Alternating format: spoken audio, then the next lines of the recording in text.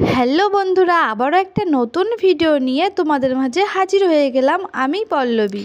এই যেটা স্ক্রিনে দেখতে পাচ্ছ সেটা হলো আরশোলা। এই আরশোলার উপদ্রব আমাদের সবার বাড়িতেই কম বেশি হয়ে থাকে। অনেক সময় এই আরশোলার উপদ্রব এতটাই বেড়ে যায় যে রান্নাঘর থেকে বিভিন্ন বাড়িতে প্রচুর পরিমাণে নোংরা সৃষ্টি করে। তো আজকে আমি তোমাদের জন্য যাদের বাড়িতে প্রচুর পরিমাণে আরশোলার উৎপাত হচ্ছে তাদের জন্য আরশোলা তাড়ানোর 5টি টিপস দেখাবো। তো পুরো ভিডিওটাই মন দিয়ে দেখো, আমি তোমাদের স্টেপ বাই স্টেপ দেখিয়ে দেব কিভাবে তোমরা আরশোলাকে বাড়ি থেকে দূর করবে বা বাড়ি থেকে তাড়াবে। তো প্রথম স্টেপটা অনেকটাই গুরুত্বপূর্ণ। যখন তোমাদের বাড়িতে বেশি পরিমাণে আরশোলার উৎপাত বেড়ে যাবে তখন এই উপায়টি করে নিও। তো এখানে তোমরা দেখতেই পাচ্ছ আমি বেশ কিছু পরিমাণে চিনি এখানে আমি মিক্সচারে পেস্ট করে নিয়েছি। তারপরে যেটা লাগবে সেটা হলো বোরিক পাউডার বা বোরিক অ্যাসিড। এই বোরিক অ্যাসিড যে কোনো ডাক্তার দোকানে পেয়ে যাবে। এটি অনেকে গ্রাম খেলার সময় পাউডার হিসাবে ব্যবহার করে থাকে। তো যাই হোক, এরপরে আমি এই প্যাকেটটা কেটে নেব। এটা চিনি গুঁড়ো করলে যেমন দেখতে হয় ঠিক সেই রকমই দেখতে, তাই আমি আলাদা করে আগে থেকে চিনিটা গুঁড়ো করে নিয়েছি। তো দেখো যতটা পরিমাণ চিনি নিয়েছি এখানে ঠিক ততটা পরিমাণ এই বোরিক অ্যাসিড পাউডারটা নিয়ে নিতে হবে। এখানে বোরিক অ্যাসিডটা নেওয়ার পরে এরপরে যেটা নিতে হবে সেটা হলো ময়দা। এখানে ময়দার বদলে বন্ধুরা তোমরা অ্যারারুটও ব্যবহার করতে পারো। আর তোমাদের কাছে যদি অ্যারারুটটা না থাকে তোমরা আটা বা ময়দার যে কোনো একটাই ব্যবহার করতে পারো। তো এখানে আমি ময়দাটা নিয়ে নিয়েছি। ময়দাটা নিয়ে এই 3টি উপকরণ ভালো করে মেশাতে হবে। ঠিক এইভাবে হাত দিয়ে ভালো করে সুন্দর করে মিশিয়ে নিয়ে তারপর যেটা করতে হবে, খুব অল্প পরিমাণে জল দিয়ে এখানে ভালো, যেমন রুটি বানানোর জন্য আটা মাখা হয় সেই রকম করে ভালো করে মেখে নিতে হবে। আর এই 3টি উপাদান মাখতে বেশি টাইম লাগে না, অল্প টাইমেই মাখা হয়ে যায়। এরপরে যেটা করতে হবে সেটা হলো আমরা যেমন লুচি বানাই, যেমন লেচি কাটি লুচির, সেই রকমই ওর থেকে একটু ছোট সাইজের লেচিগুলো কেটে নিতে হবে। তাছাড়া তোমাদের ইচ্ছা মতন কেটে নিতে পারো এই লিচিগুলো, খুব বড় করার কোনো প্রয়োজন নেই। তো এইভাবে দেখতেই পাচ্ছ আমি সমস্ত লেচিগুলো ঠিক এইভাবে কেটে নিয়েছি। এরপরে আমাদের বাড়ির যেখানে যেখানে বেশি আরশোলার উপদ্রব হচ্ছে সেখানে সেখানে এই লেচিগুলো দিয়ে দিতে হবে। যেমন গ্যাস ওভেনের পিছনে প্রচুর পরিমাণে আরশোলার উপদ্রব হয়, সেইখানে একটি লেচি তোমরা দিয়ে দাও। তারপর দিতে হবে গ্যাস ওভেনের নিচে যেখানে যেখানে আরশোলা বংশ বিস্তার করে সেইখানেই এই লেচিটা দিয়ে দিতে হবে।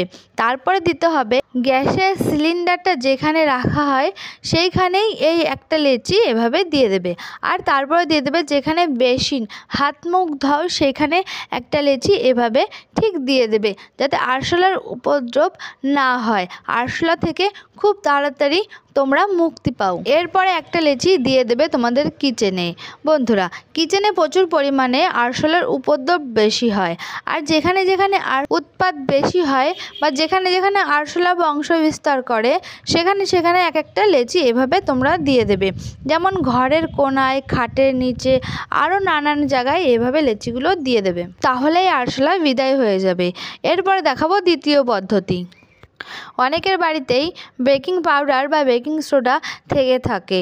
যদি বোরিক অ্যাসিড না থাকে তাহলে তোমরা এই বেকিং পাউডার বা খাবার সোডা দিয়ে আরেকটা পদ্ধতি তৈরি করে নিতে পারো।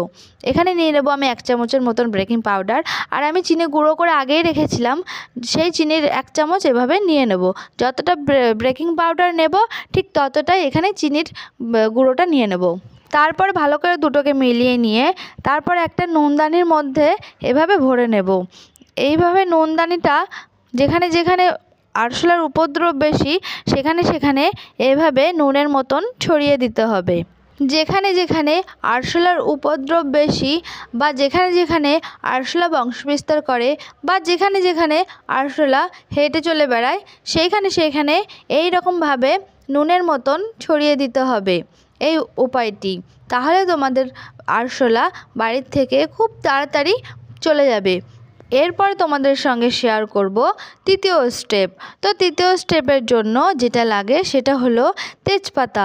সবার বাড়িতেই কম বেশি তেজপাতা থেকে থাকে। আমি যে উপায়গুলো তোমাদের দেখাচ্ছি তোমরা অবশ্যই বাড়িতে ট্রাই করো। আস্তে আস্তে আরশোলার বংশ বিস্তার কমতে থাকবে এবং আরশোলা বাড়ির থেকে চলে যেতে শুরু করবে। এরপরে আমি কি করব, তেজপাতাটা এইভাবে ছিঁড়ে নেব। ছিঁড়ে একটা প্যানে এইভাবে নিয়ে নেব, হালকা গরম করব। হালকা হিটে 1 থেকে 2 মিনিটের মতন তেজপাতাটা হালকা গরম করে নিতে হবে। আর গরম করলে কি হয়, তেজপাতাটা নরম থেকে একটু শক্ত হয়ে যায়, কড়মড়ে হয়ে যায়। তারপরে যেটা করব সেটা হলো একটা থালায় তেজপাতাটা ঢেলে আমি হাত দিয়ে ভালো করে তেজপাতাগুলো এরকম করে ভেঙে নেব, গুঁড়ো করে নেব তেজপাতাটা। আর তেজপাতাটা ভাজার জন্য তেজপাতাটার থেকে একটা ফ্লেভার বের হয়, খুব সুন্দর একটা গন্ধ বের হয়।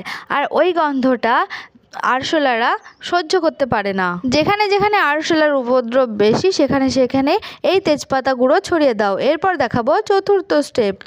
বাড়িতে সকলের ঘরেই এই কফিটা থেকে থাকে, আর কফির গন্ধও আরশোলারা সহ্য করতে পারে না। 1 চামচের মতন কফি পাউডার নিয়ে যেখানে যেখানে আরশোলার উপদ্রব বেশি বা বংশ বিস্তার করে আরশোলা, সেখানে সেখানে এই কফি পাউডারটা ছড়িয়ে দাও।